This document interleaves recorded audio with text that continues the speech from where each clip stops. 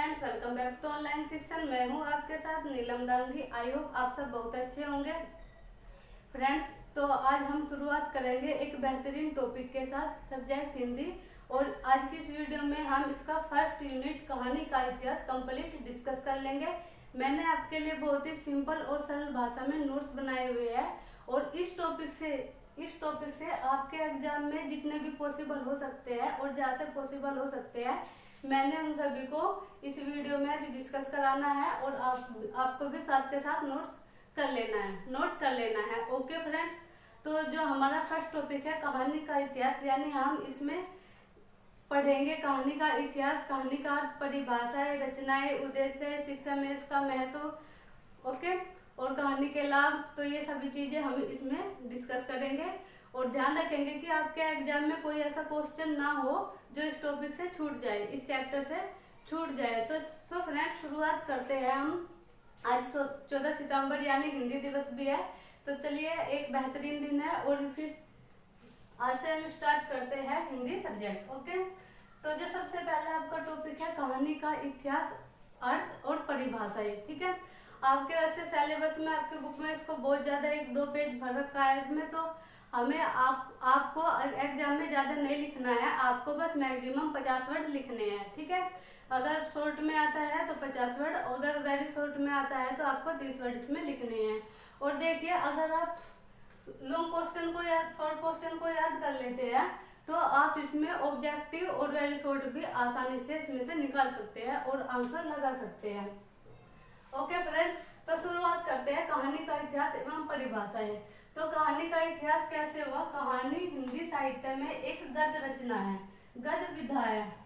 गद्य यानी देखिए, जो कहानी उपन्यास वगैरह होते हैं ये गद्य रचना होती है, जो कविताएं होती है वह पद रचना होती है, जो पदों में होती है। ठीक है, तो उस गद्य और पद को आप अच्छे से समझते होंगे।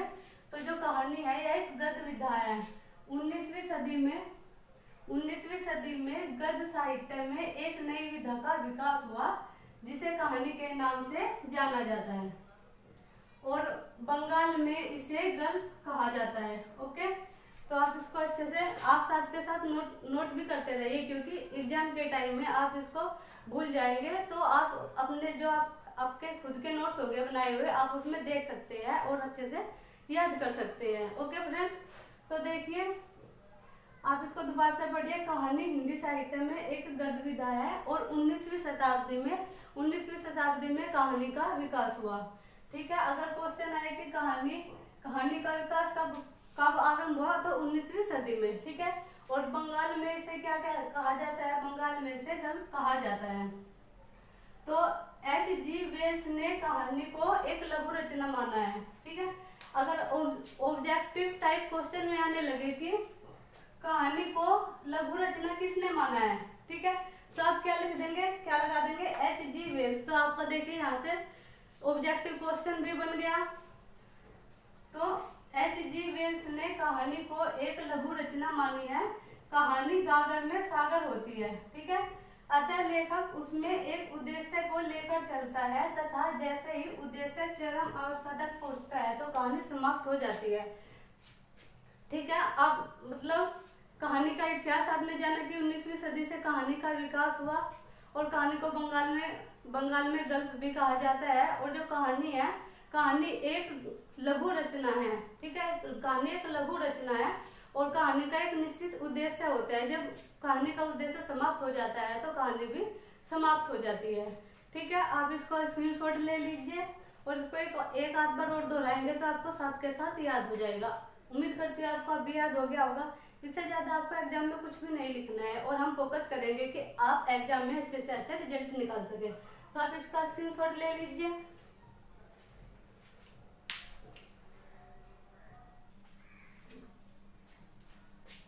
सो फ्रेंड्स, आपने इसका स्क्रीनशॉट ले लिया होगा। तो ये जो सभी नोट्स है मैं आपको टेलीग्राम चैनल पर प्रोवाइड करा दूंगी। आप इन नोट्स के लिए हमारा टेलीग्राम चैनल ज्वाइन कर लीजिए। तो अब क्या देखते हैं? अब देखते हैं परिभाषाएं। एडिसन के अनुसार, एडिसन कहानी के बारे में क्या कहते हैं? एडिसन कहते हैं कि जब हमें कोई शिक्षा दीक्षा या कोई उपदेश देना हो तब हमें कहानी की रचना करनी चाहिए। ओके, तो ये कहा है एडिसन ने। और कहानी शिक्षण का साधन एवं प्रभावशाली माध्यम होता है। आपने देखा होगा कि जब हम बच्चों को कहानी सुनाते हैं तो उन्हें बहुत आनंद आता है कहानी सुनने में, और वे उनका सबसे ज़्यादा ध्यान केंद्रित कहानी सुनने में ही होता है। तो इसलिए कहानी शिक्षण का बहुत प्रभावशाली माध्यम है और साधन भी है। ओके फ्रेंड्स, तो यही यही कहते हैं एडिसन महोदय। आप इसको नोट कर लीजिए और इसको एक बार देखें। फिर जब हमें कोई शिक्षा दीक्षा या उपदेश देना हो तब हमें कहानी की रचना करनी चाहिए। ये किसने कहा? ये कहा एडिसन ने। ये आपका ऑब्जेक्टिव में भी आ जाएगा कि ये आपको डेफिनेशन दे देगा कि जब हमें कोई शिक्षा दीक्षा या उपदेश देना हो तब हमें कहानी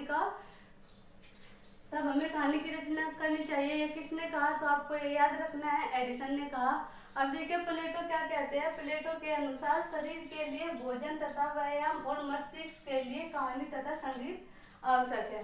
प्लेटो जी कहते हैं कि जिस प्रकार हमारे शरीर के लिए व्यायाम और भोजन आवश्यक है, उसी प्रकार मस्तिष्क के आराम के लिए कहानी और संगीत आवश्यक है। ओके, तो आप इनको नोट कर लीजिए, इनके स्क्रीनशॉट ले लीजिए। आपके एग्जाम में ऐसे ही क्वेश्चन पूछा जाएगा कि कहानी की परिभाषा दीजिए, कहानी का अर्थ दीजिए। तो आप अपने एग्जाम के पॉइंट ऑफ व्यू से इन्हें बहुत अच्छे से देखिए और समझिए और इनको नोट करिए।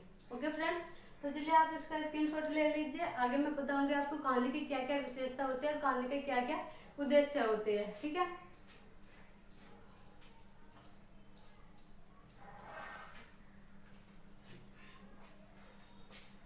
तो फ्रेंड्स आपने इसका स्क्रीनशॉट ले लिया होगा। अब देखिए कहानी की विशेषताएं। आपके एग्जाम में क्वेश्चन आ जाता है शॉर्ट क्वेश्चन में कि कहानी की विशेषताएं लिखिए। ओके, तो आप भी खुद से इमेजिन कीजिए कि कहानी की क्या क्या विशेषताएं हो सकती है।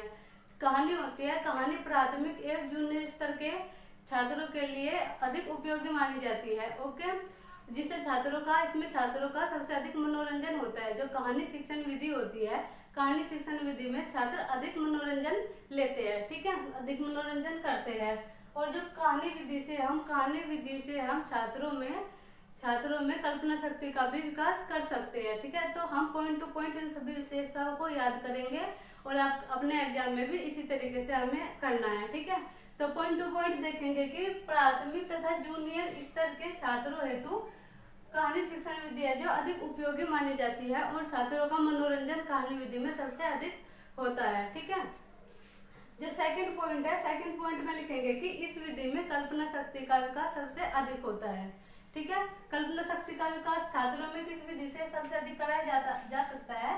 कहानी विधि से। ठीक है, और जो कहानी का बोध हमें कहानी को हमेशा स्वाभाविक रूप से ही छात्रों को समझाना चाहिए। आप एक भावी टीचर बनने जा रहे हो तो आपको ये सभी विधियां पता होनी चाहिए कि आपको छात्रों को किस तरीके से आप सिखा सकते हैं छात्रों को जो अधिक प्रभावशाली हो। ठीक है, कहानी विधि सबसे अधिक प्रभावशाली मानी जाती है। तो आप इसको प्रैक्टिकली भी समझिए और थ्योरेटिकल आपको एग्जाम में लिखना होता है। ठीक है, तो आप इससे अलग और इमेजिन कीजिए कि कहानी की और क्या विशेषताएं हो सकती है।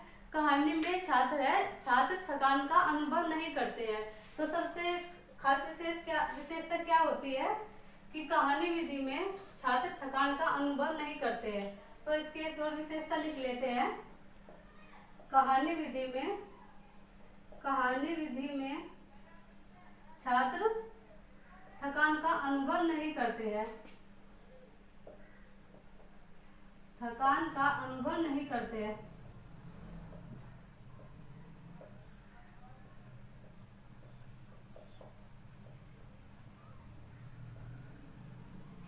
ओके, ठीक है, तो इसकी 4 विशेषताएं हो गई है। एक आधी विशेषता और देख लेते हैं कि कहानी विधि में सबसे ज्यादा ध्यान केंद्रित करते हैं छात्र। कहानी विधि में सबसे ज्यादा ध्यान केंद्रित करते हैं। तो आपको अच्छे से समझ आएगी कि कहानी शिक्षण की क्या क्या विशेषता है। आप इसको खुद से भी इमेजिन करके लिख सकते हैं, खुद से सोच करके लिख सकते हैं। तो कहानी विधि में छात्र सबसे अधिक ध्यान केंद्रित करते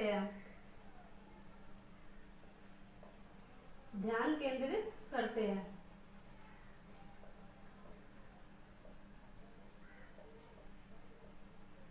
आपको ज्यादा नहीं लिखना है, 5 विशेषताएं आपके लिए काफी है, आपके एग्जाम में करने के लिए काफी है। तो एक बार फिर से मैं इनको रिपीट कर देती हूँ, आप भी साथ के साथ बोलिए, आपके याद हो जाएगी। ओके, तो देखिए कहानी शिक्षण की विशेषता है, हम इनको पॉइंट टू पॉइंट याद करेंगे।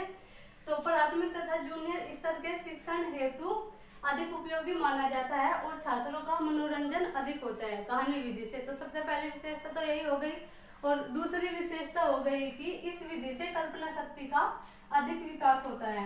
तो कल्पना शक्ति का विकास अधिक होता है, दूसरी विशेषता ये हो गई। और तीसरी विशेषता हो गई कि कहानी का बोध स्वाभाविक रूप से कराया जाता है। ठीक है, तीसरी विशेषता ये हो गई। चौथी विशेषता हो गई कि कहानी विधि में छात्र थकान का अनुभव नहीं करते हैं। ठीक है, चौथी विशेषता ये हो गई। और पांचवी विशेषता हो गई कि कहानी विधि में सबसे अधिक ध्यान केंद्रित करते हैं। तो इसलिए हमें कहानी विधि से शिक्षण कराना चाहिए छात्रों को, क्योंकि इसमें वे थकान का अनुभव भी नहीं करते और सबसे ज्यादा ध्यान केंद्रित करते हैं और लॉन्ग टाइम तक उनके मन मस्तिष्क में कहानी छवि रहती है। ओके, उन्हें याद रहती है। तो आप इसका स्क्रीनशॉट ले लीजिए।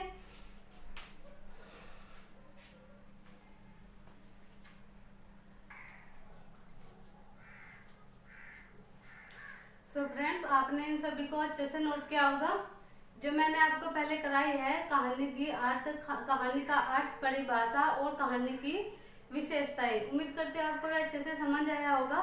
आप इन्हें बिल्कुल भी रटे नहीं, आप इनको प्रैक्टिकली समझेंगे तो आपको बहुत अच्छे से याद हो जाएगा और आप समझ भी जाएंगे। ठीक है, आप खुद से भी इनको लिख सकते हैं। तो अब देखते हैं कहानी शिक्षण के उद्देश्य। कहानी का शिक्षण में क्या उद्देश्य है, इसका क्या महत्व है, तो इसी के बारे में हम इनको समझेंगे। तो देखिए, सबसे पहले तो छात्रों को भाषा शैली, शब्दावली तथा मुहावरों से अवगत कराना। जो उद्देश्य होगा हमारा कहानी के द्वारा शिक्षण कराने का, उससे क्या होगा कि जो छात्र हो गए, छात्रों की भाषा शैली, शब्दावली और मुहावरों का भी उनको ज्ञान होगा, उनको भाषा शैली में भी उनकी सुधार होगा। और जो छात्रों में जो सेकंड विशेषताएं होगी, छात्रों में विचार, कल्पना शक्ति, तर्क शक्ति का विकास करना। ठीक है, जो कहानी शिक्षण का उद्देश्य होता है, कहानी के द्वारा शिक्षण का उद्देश्य होता है, वो छात्रों में विचार और कल्पना शक्ति और तर्क शक्ति का भी उसमें विकास करना होता है। ठीक है, जैसे हम बच्चों को कहानी सुनाते हैं, जैसे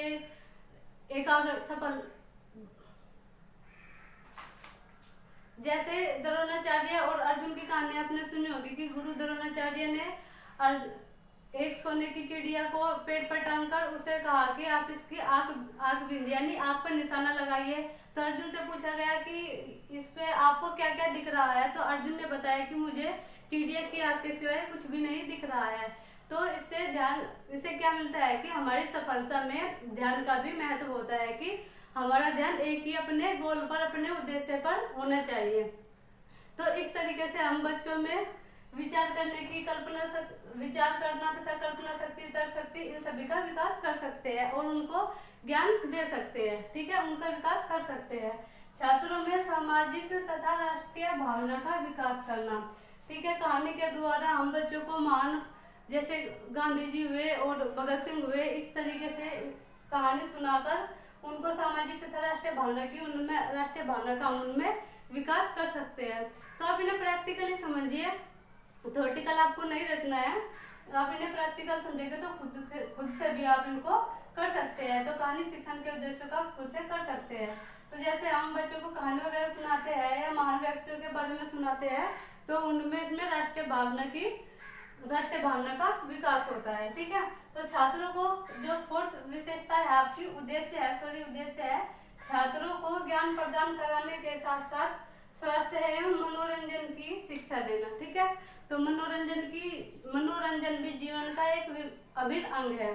ठीक है, आदमी काम करता है, कमाता है, खाता है, और लेकिन अगर वह उसके जीवन में मनोरंजन ना हो तो उसकी लाइफ व्यर्थ है। ठीक है, तो मनोरंजन भी एक लाइफ में होना चाहिए। तो हम कहानी के द्वारा मनोरंजन की भी शिक्षा बच्चों को देते हैं। और सबसे ज्यादा कि कहानी की विशेषता है कि कहानी में बच्चों को मनोरंजन भी होता है। ये बच्चों के लिए नहीं, छात्रों के लिए नहीं, ये सभी के लिए है।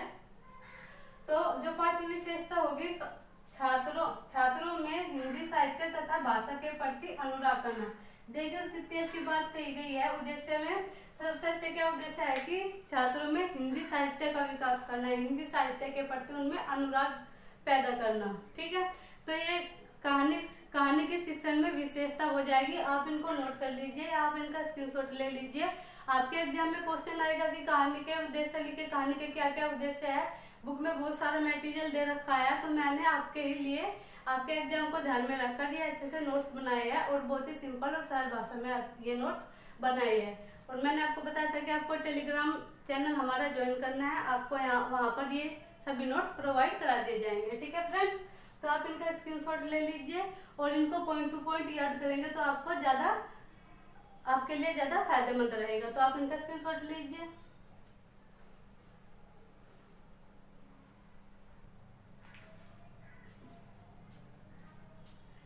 सो फ्रेंड्स, अब देखिए कहानी के प्रकार। आपके एग्जाम में पूछ लिया जाता है कि कहानी के कितने प्रकार होते हैं।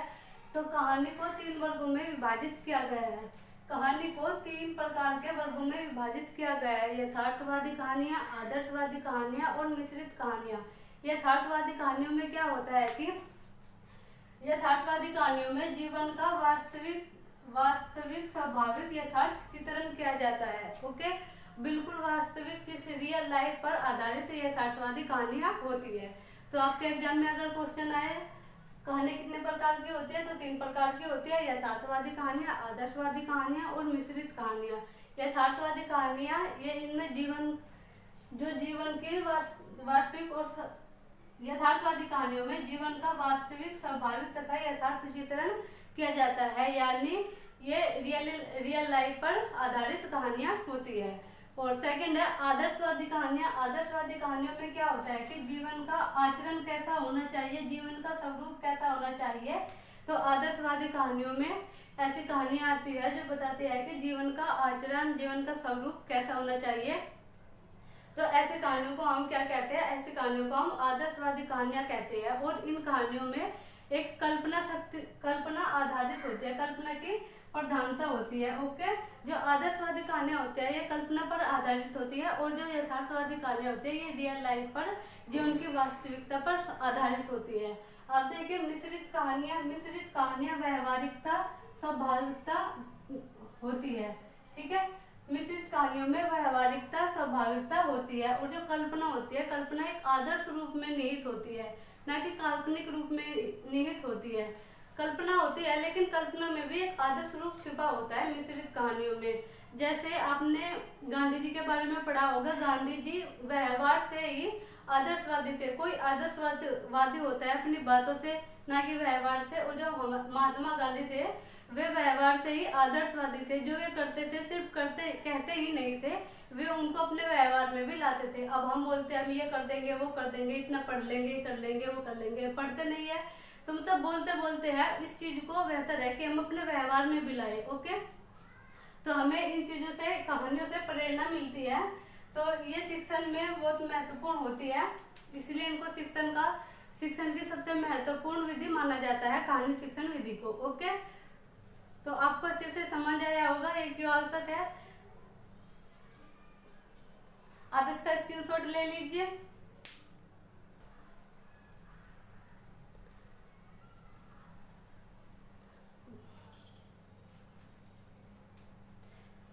सो फ्रेंड्स, आपने अच्छे से नोट कर लिया होगा। तो इससे पहले हमने क्या क्या पढ़ा, कहानी का इतिहास, कहानी का विकास 19वीं सदी से आरंभ हुआ। और कहानी का अर्थ, कहानी की परिभाषा, कहानी की क्या क्या विशेषताएं होती है और कहानी के क्या क्या उद्देश्य होते हैं और कहानी के प्रकार कितने होते हैं, ये सभी चीजें हमने अच्छे से डिस्कस कर ली है। आपने अच्छे से उनको समझ लिया है, आपने उनको अच्छे से प्रैक्टिकली समझा, ना कि आप थ्योरेटिकली उनको रटो। ठीक है, तो अब क्या देखेंगे, अब देखेंगे कि कहानी के मूल तत्व कौन कौन से होते हैं। ये काफी इम्पोर्टेंट है और आपके एग्जाम में यहाँ से क्वेश्चन भी बन जाता है। तो जैसे कहानी के मूल तत्व क्या क्या होते हैं। कहानी के मूल तत्व होते हैं कथा वस्तु, भाषा शैली, पात्र तथा चरित्र चित्रण, देश काल, कथोपकथन तथा उद्देश्य। ये कहानी के मूल तत्व होते हैं। अगर कहानी में ये मूल तत्व नहीं है, ठीक है, तो कहानी महत्वहीन हो जाती है। ठीक है, उसमें कोई मनोरंजन नहीं रहता है। तो कहानी के मूल तत्व देखिए, कहानी के मूल तत्व कथा वस्तु क्या, कथा वस्तु रोचकता तथा कौतूहल से ओतप्रोत होती है। ठीक है, कथा वस्तु की क्या विशेषता होती है, कथा वस्तु में क्या होता है, कथा वस्तु में रोचकता होती है, सस्पेंस बना रहता है। ठीक है, तो आगे जानने के लिए आगे इसमें आगे क्या होगा और कहानी में आगे क्या होगा, हम लास्ट तक उसे देखते सुनते रहते हैं। ठीक है, तो कहानी जो कथा वस्तु होती है कहानी की, तो कथा वस्तु रोचकता एवं कौतूहल से ओतप्रोत होती है। ठीक है, तो आपको ये अच्छे से याद करना है, आपको अच्छे से समझना है। ठीक है, और नेक्स्ट देखिए भाषा और शैली। कहानी की भाषा और शैली कैसी होनी चाहिए, जो कहानी की भाषा शैली होती है वह सरल एवं स्वाभाविक होनी चाहिए। ठीक है, देखिए आपका वेरी शॉर्ट क्वेश्चन में भी आपका एक क्वेश्चन बन रहा है कि कहानी की भाषा शैली कैसी होनी चाहिए, तो कहानी की भाषा शैली सरल एवं स्वाभाविक होनी चाहिए और देश काल एवं पात्रों के अनुसार होनी चाहिए। तो आप इसको वेरी शॉर्ट में भी लिख सकते हैं। ओके, तो आपको ये सारी चीजें काफी इंपॉर्टेंट है, अगर आप इसको इग्नोर करते हैं तो आपका ही इसमें नुकसान है। ठीक है, तो आगे देखिए पात्र एवं चरित्र चित्रण का क्या रोल है, कि जो कहानी में पात्र होते हैं उनका चित्रण होता है, तो उनका स्वाभाविक रूप से चित्रण किया जाना चाहिए।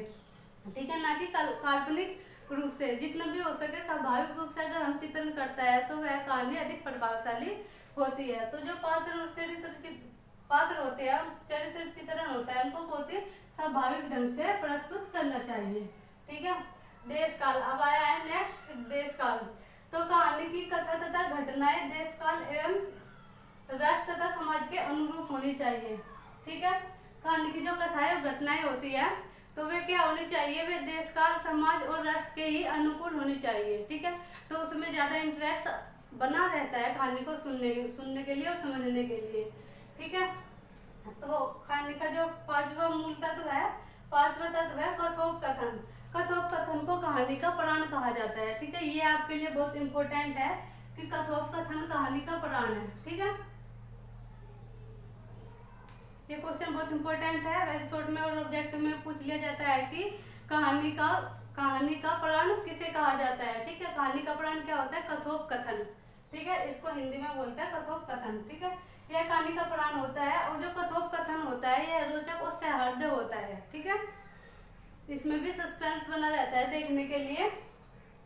और एक लास्ट जो उद्देश्य है इसका, लास्ट मूल तत्व है वह उद्देश्य है। उसका कहानी का क्या क्या उद्देश्य है, मैंने आपको डिटेल में जैसे समझाया है। कहानी का उद्देश्य शिक्षा देना, उपदेश देना, मनोरंजन करना, ध्यान केंद्रित करना, कल्पना शक्ति का विकास करना।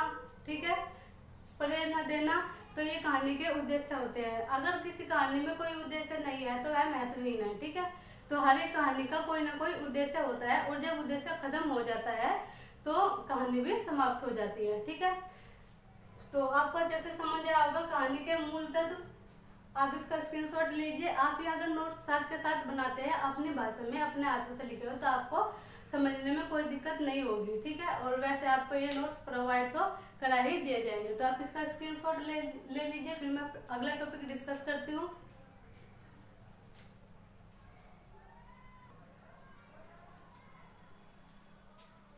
तो चलिए दोस्तों, अब जानते हैं लोक कथा के बारे में। ठीक है, लोक कथा का एक तो शिक्षण में क्या महत्व है। ठीक है, और इसका मतलब लोक कथा के द्वारा हम क्या क्या और छात्रों में विकास उत्पन्न कर सकते हैं। ठीक है, तो जैसे छात्रों को लोक कथाओं को सुनाकर उनमें कहानियों के प्रति रुचि उत्पन्न की जा सकती है। ठीक है, कहानियों के प्रति रुचि उत्पन्न की जा सकती है। अगर हम लोक कथा को बच्चों को सुनाते हैं तो उनमें कहानियों के प्रति और ज्यादा रुचि उत्पन्न हो जाएगी। ठीक है, और लोक कथाओं के माध्यम से बच्चों के मस्तिष्क तथा शिक्षापद भावना उत्पन्न की जा सकती है। ठीक है, मस्तिष्क में शिक्षापद भावनाएं उत्पन्न की जा सकती है। ठीक है,